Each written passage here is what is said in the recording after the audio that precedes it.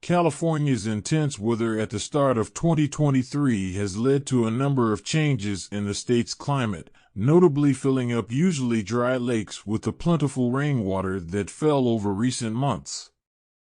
Owens Lake in Inyo County, 220 miles north of Los Angeles, is one such lake, with images taken by the moderate-resolution imaging spectroradiometer on NASA's Terra satellite showing the significant increase in water levels between March 2022 and March 2023. Owens Lake was naturally full of water until the Los Angeles Aqueduct was constructed in 1913, which took so much water from the Owens River that the lake began to dry out. It remained mostly dry until this March, when the heavy rainfall in California caused the lake to fill back up.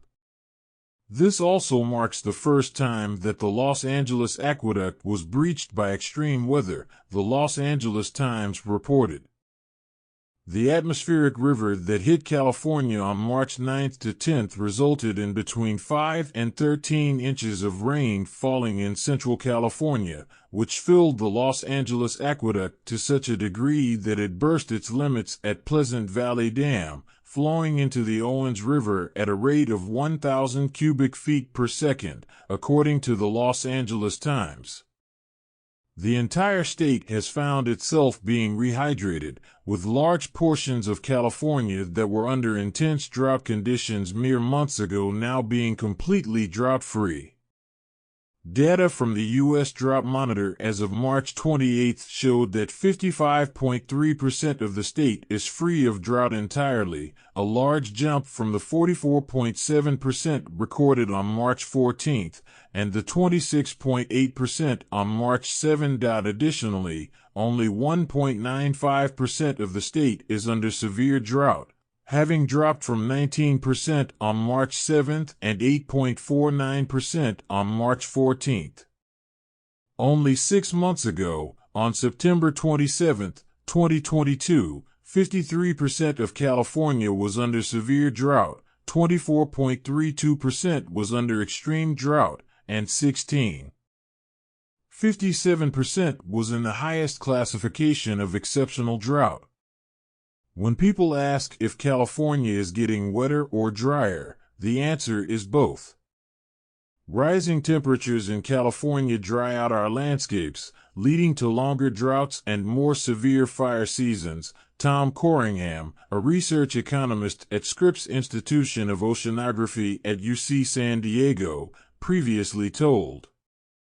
Higher temperatures also allow the atmosphere to hold more water vapor, leading to more intense storms.